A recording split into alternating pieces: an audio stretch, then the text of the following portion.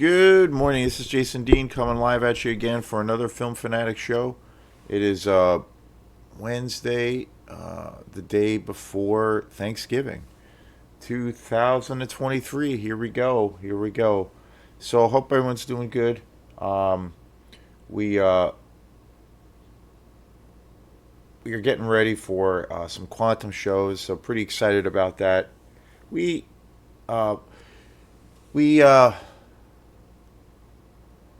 have a couple of shows coming up, so pretty excited. December 1st with Quantum, we're going to be at this wonderful new venue that just opened. It's actually been open for maybe 6 or 7 months, but then they just started doing a music thing late this summer, and now it's a regular thing. So pretty amazing place. It's this place called Hey Sailor. It's in Searsport, and an amazing venue. I've gone there a couple of times to see some music, so I'm going to be going there this week to go see a really great friend of mine. He's playing there, but really awesome place. We're going to be playing next week, so very excited about it. It's our first time there, and the next show after that is going to be at the Hill Hot Hill Tavern. We're going to be playing with my friend's band called Over, which is a really killer band that's like, I don't know, hard to describe. I have talked to a few friends about them, and it's come up, but they're fantastic. And like, they're my friend, my really good friend Sam is in the band, who plays drums, and then my also another great friend, who I also play in a band with, Bone Broth. Ronnie is the guitar player, and my friend Aaron is the bass player, and he's kind of the ringleader of the whole show. And it's a wild band. It's kind of like there's definitely like a fusion. Well, I should say like a little bit of a prog rock kind of thing going on. There is there's also a little bit of weirdness. There's like an experimental edge to their music. It's pretty wacky. Uh, the other thing that's kind of interesting is that Ronnie, who plays guitar in Over, and he is also the guitar player in Bone Broth, the band that we play in together. He played in Les Claypool's Frog Brigade from Primus. So for quite a few years, toured with him and played on all the albums. So some of the music almost has a little bit of that influence, like kind of quirky and weird and strange, in a little bit of a Primus vein, but it's not quite there. But it has that kind of thing to it. It's definitely got a prog rock. It's definitely got, I would say, a metal influence. Definitely has like a '90s kind of metal vibe to it at times. They're loud as fuck, but in a good way. So uh, yeah, I don't know but they just have a really unique sound, really, really unique, and it's quirky and weird, and it rocks, and it's got, they're killer musicians, and the thing that's cool about the band is it's a power trio, and I love that it's a power trio because it's like really kind of in your face, but the songs are really good. They're really interesting, kind of weird, off kilter, and there's like a hook to them. It's just great.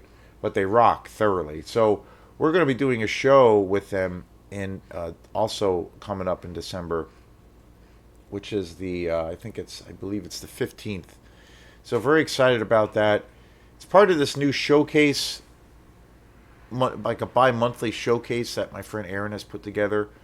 And he's a very talented guy, and he has really been working this whole thing hard. I played at one of the showcases last weekend, and it was the second show, and it was a lot of fun. I played there with Trisha Mason, who is a rock guitar player, singer, songwriter. Really interesting tunes. I don't know, kind of her stuff has a little bit of a White Stripes kind of vibe to it. It's got a punk flavor to it, a little bit of a folk vibe, but I don't know, it's very cool. So yeah, very excited to keep working with Aaron and to see where this whole thing goes. And then the other show we're going to be working on, it's not set yet, but it's a tentative thing. We're working on putting together a show with Quantum and the Button Men, which is a fabulous electronic project by Wally, who used to be with a really famous band in the area and actually a nationally known band, the Mallet Brothers. They tour nationally. They're huge in Maine, which is their or has been their home base for many years. But they play, they were touring for a long time. They still do. They played, they've like played big shows like at the Beacon Theater in New York, which is a massive place, and they've sold it out. They in their home turf here in Maine, they sell out the State Theater. So, but he recently left the band and has become focused on his electronic group, the Button Men, and they're a fabulous group. We played at the same festival over the course of the year, the All Roads Festival, and so he's putting together a show at some point, and it's still up in the air when it will happen, but I think it will. But a show where we're going to be playing together, or Quantum will be opening up for him at Blue in Portland, which is pretty exciting. So we'll see how that whole thing transpires, and obviously when we get a date, we'll be doing some promotion for it. So yeah, some things happening that are pretty fun with the band, and lately too, I've also been writing a lot of new material. I have like two songs that I'm working on right now, two tunes that are in their infancy. So that's a lot of fun. I've been working on those songs and trying to, we have a lot of material, so sometimes I lose track of what we have and what we don't have. So when I'm not writing, which I try to make the priority, when I'm not writing, I try to work out the sets, especially when we have shows coming up.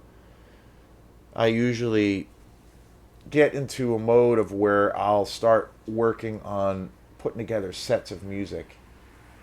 When we don't have shows, usually, or if there's a long space between shows, a lot of the times I will just, work on a few ideas here and there, and maybe if I'm writing a new tune, writing some new material, I'll just like kind of hit that a little bit every day and work on that all the time. But being that we have some shows coming up, I'm still doing that, but I'm trying to get back to working on putting together sets and all those kinds of things. So yeah, it's lots of fun and plenty to do, plenty to keep me busy. It's always a lot of work and it's a lot of fun. So stay tuned for those happenings. And so today is the next show in my continuing series on doing shows on all of the work of one of my favorite directors of all time, and that is the one and only, the living legend, Martin Scorsese. I have been doing videos lately. That's been taking up my time, and I'm really enjoying it because it's making me kind of revisit a lot of his films, talk about a lot of his films. Some of his films I have not seen in a very long time, including today's show. I did a show yesterday, which I still have to upload, and I will be uploading it soon, on his film The Gangs of New York. It was his first film where Scorsese started his long and incredible partnership with Leonardo DiCaprio.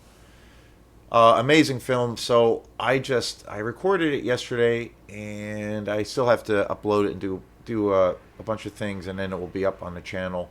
I've been setting a lot of these videos up as premieres, so I haven't been doing them on the same day, just because there's a lot of movies to his amazing career. They're all really awesome, and I wanted to, not oversaturate things with just putting them all at the same time, putting them all up. I wanted to kind of break it up because there's a lot of films.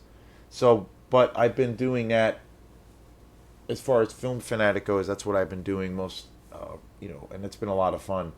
Always so many films to talk about.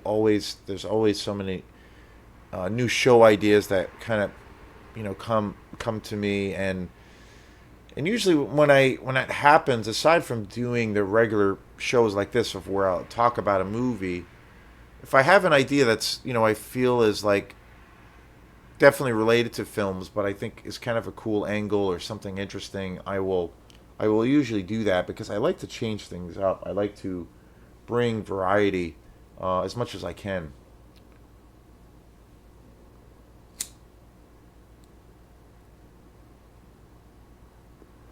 I did a show a couple days ago on kind of my thoughts and things that I've seen just within the last 6 months in regards to physical media. The where I feel like you know like my favorite hobby to do, my favorite activity. It's not really even a hobby. It's more than that, really. But of course, it's to buy movies and how I've seen it already be really, really affected by the whole all the circumstances that we're in as far as physical media versus streaming, and the biggest thing being ever since the big corporate company Best Buy announced that they were basically killing all of their physical media, and not only in store sales but online sales too. So and that specifically pertains to Blu-rays, DVDs, 4Ks, and DVDs, where they announced that they were eliminating that. So there's been a lot of talk about that and what that means, and the moving forward for the industry, and especially in terms of my favorite genre, which is the horror exploitation world, and all of the amazing boutique labels out there that are pretty small labels, but how they're affected by all of these things. So it's a crazy time. So I did a show on that. So check that out. I think it came out pretty well, pretty interesting. Again, these are always just my opinions, and I love to think about this shit. So it's on one hand it's fun, but it's also that this particular situation's a little bit it's very sad and depressing and kind of fucked up, but it is what it is. Again, it's I always come back to the thing, like you can be super opinionated about things, and even on certain topics you can kind of like you have your cutoff point where you draw a line in the sand and you're like, well, I'm sorry, but I have the courage of my convictions on this one particular subject, and I'm not going to compromise. I'm not gonna change that view.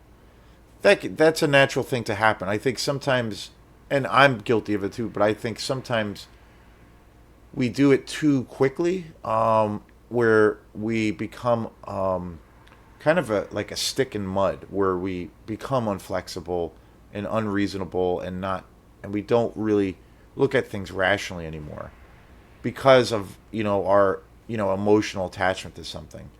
And most of the time when it happens, it's really about something that at the end of the day doesn't really mean anything, and it's just kind of bullshit, and it's not very important. We personally, we get we're emotional creatures, so we get sometimes we get these very strong reactions on things. So, but that's a natural thing. But most of the time, 85-90% of the time when it happens, and it can be an everyday occurrence or just happen every now and then. A lot of the times it doesn't really mean anything. It's not very important. But there are certain things that we participate in, or things that we generally care about, or that we generally love, things that get us very excited, that are that are very important. They do represent kind of who you are. So that particular subject is, I feel, very, very grave and important, and something to be talked to, for people to be talking about. And I like to always strive to be pretty open minded to things, to be relatively forward thinking about things, not being so stuck within certain perimeters of like particular mindsets all the time, and let that shape my world. But there are certain things I obviously have pretty strong convictions of, and where to a degree I do draw a line in the sand. And that very subject that I did the video on is definitely one of those subjects. It goes beyond something that I'm just interested in. It affects me on every level. So it is what it is. So check out that show, and you know it's an ever changing subject. The thing that I'm blown away by around that that whole subject is just how fast it's moving. It's moving so quickly, and literally within weeks or days, weeks, months, I have seen major changes. Just from my little thing of how I buy movies or how I access movies or in my travels and things that I pay attention to. I have seen I have seen this thing change so much so quickly. It's crazy. So anyway, but today's show is on yet again another fantastic. It's really a masterpiece from Martin Scorsese, and it is a movie that came out in 1997 and it is called Kundun. It is the it's essentially I think it's a safe way to kind of explain it, but I think it's really for Martin Scorsese's career. It's essentially his only film of where he kind of directed his own version of a biopic, and the film is centered on more or less the rise of the Dalai Lama, the current Dalai Lama, and it's an amazing, sweeping, epic kind of period piece. It takes place in 1937, and the film is basically follows the whole journey of how the Dalai Lama became the Dalai Lama, from a small child to when he eventually became an adult and became this major spiritual figure, and remains to be one of the biggest and also one of the most important leaders for Buddhism. And it really gets this film really. It's been a long time since I've seen it, but it really gets into the history of Tibet and what China was doing as far as taking over Tibet, and what communism ultimately did, and where it basically outlawed, or it was trying to, and it did outlaw religious practices. And that included obviously the practice of Buddhism, of where it became a crime.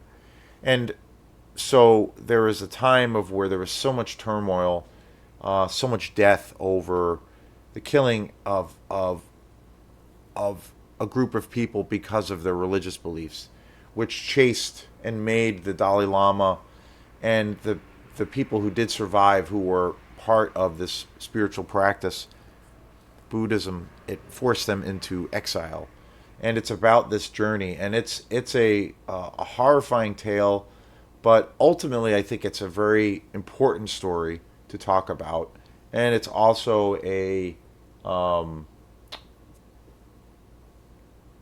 don't know. It's a real poignant subject, something that I think, affects us every day. And I think it's essentially about. It's been a long time since I've seen this movie, but I did see it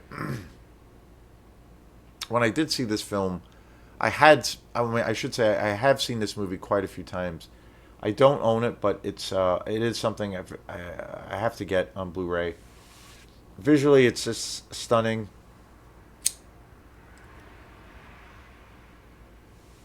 I've mentioned before in other videos, I'm a huge fan of really well done period pieces. I did a show also on The Age of Innocence, another Scorsese film, and his ability, I kind of feel he's the best at telling tales that are really so rich in detail, especially around the period piece concept.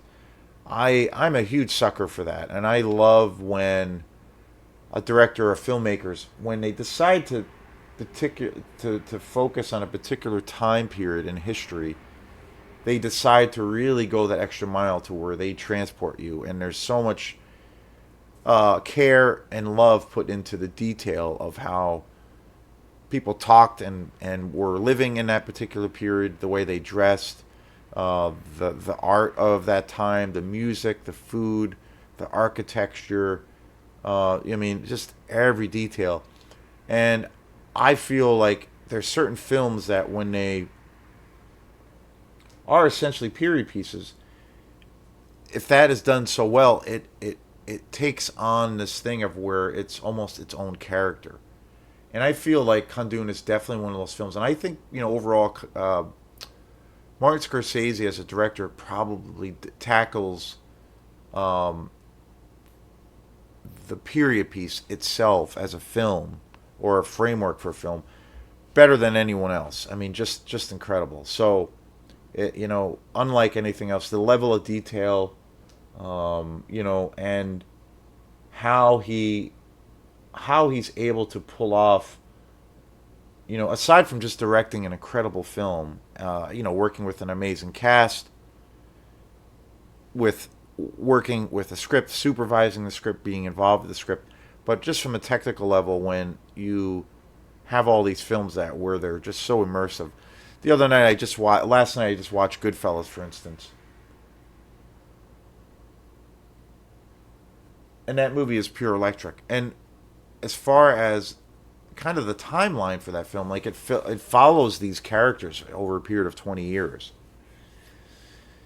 and it all takes place in the 70s and also in the 80s, and it's just phenomenal on how it's unbelievable how the not only is the writing, the direction, and the acting just incredible, but the characterization, but the design of the film. I mean, you're like watching that, you're literally transported to that time in New York in the 70s, like everything about it. And I think Scorsese does that very thing like no one else. Kundun is an example of that. This is a very unique film for him. He has done, typically he's regarded as a director who does these kind of really violent, dark kind of crime sagas, which probably the most of his films are of that nature. But he really has done lots of different things. The Age of Innocence, very very different from anything he's ever done. Also, this movie here, Kundun, another example of how broad he can be in his style. Also, Silence. Another thing that he tackles a lot as a filmmaker is the idea and stories about spirituality and religion. And Kundun is obviously very much about that. Silence is very much about that. And also, I can't forget, which is one of my all-time favorite movies of his, which I'm very excited about talking about, and I do actually own on Blu-ray, is The Last Temptation of Christ.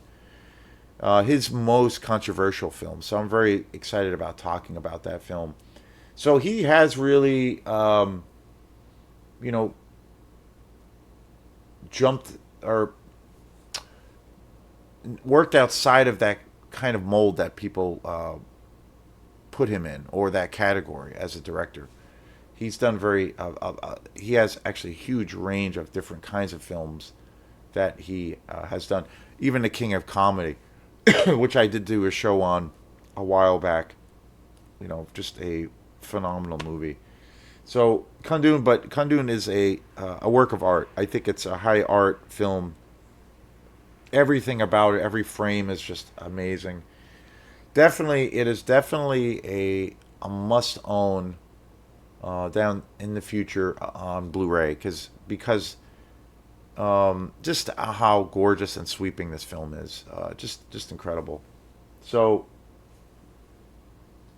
I remember seeing Kundun probably a few years after it came out, and I've seen it a bunch of times. I've never seen it on Blu-ray. I've seen it on DVD a bunch of times. I think I have it actually on VHS. Um, but 1997, just a world class movie. So if you haven't seen Kundun, please see it, and definitely, if you haven't checked out the rest, all of the amazing films that Scorsese has done, I definitely can't advise you enough to do it because they're all just amazing works of art. So thanks again. This is Jason Dean, and we will see you again. Peace.